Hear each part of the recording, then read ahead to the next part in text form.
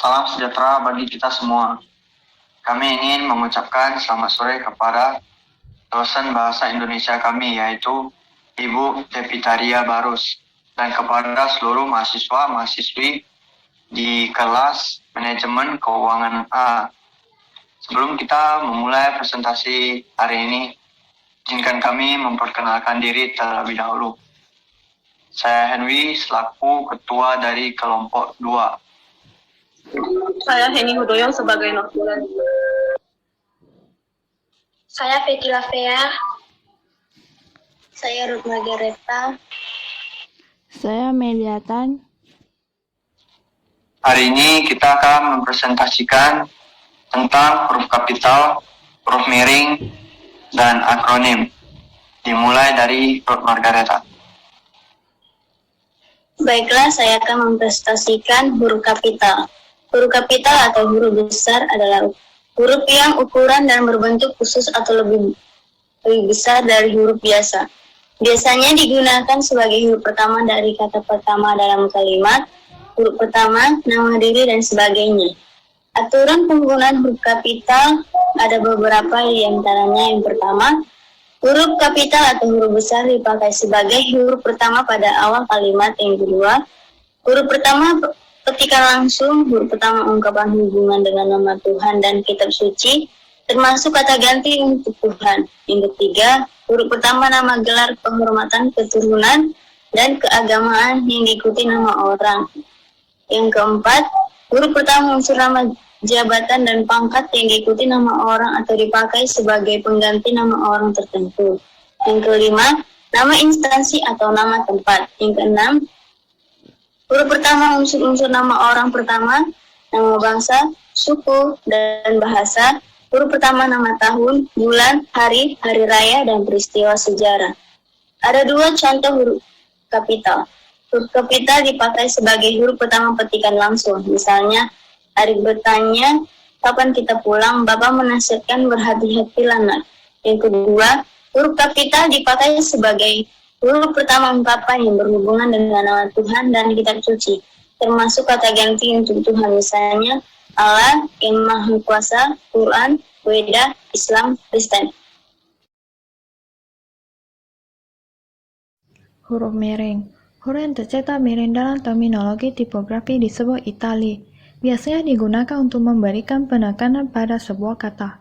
Huruf itali yang digunakan pada teks jumlah yang tidak terlalu panjang seperti keterangan gambar atau caption, highlight dari naskah atau copyright. Kadang digunakan sebagai headline atau subhead. Huruf itali dirancang dengan mudun kemiringan tertentu untuk mencapai toleransi terhadap kenyamanan mata kita dalam membacanya. Kriteria penulisan huruf miring ada 3. Yang pertama, huruf miring dalam cetakan dipakai untuk menuliskan nama buku, majalah, dan surat kabar yang dikutip dalam tulisan. Yang kedua, huruf miring dalam cetakan dipakai untuk menegaskan atau mengkhususkan huruf, bagian kata, atau kelompok kata. Yang ketiga, huruf miring dalam cetakan dipakai untuk menuliskan kata atau ungkapan yang bukan bahasa Indonesia. Ungkapan asing yang telah diserap ke dalam bahasa Indonesia, penulisannya diperlakukan sebagai kata Indonesia. Penulisan huruf miring. 1. Huruf miring dalam cetakan dipakai untuk menuliskan nama buku, majalah, dan surat kabar yang dikutip dalam tulisan. Contohnya, Harian Satria, majalah Tempo. Yang kedua, huruf miring dalam cetakan dipakai untuk menegaskan huruf, bagian kata atau kelompok kata. Contohnya, 1. Mereka tidak hanya mencuri, tetapi menjara dagangan. Yang kedua, huruf pertama kata abadi ialah A. Bab ini tidak mengenai penulisan huruf kapital.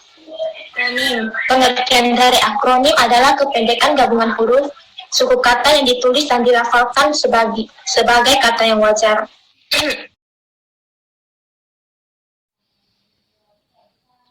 Macam-macam akronim adalah sebagai berikut. 1. Akronim nama diri yang berupa gabungan huruf awal unsur-unsur nama diri.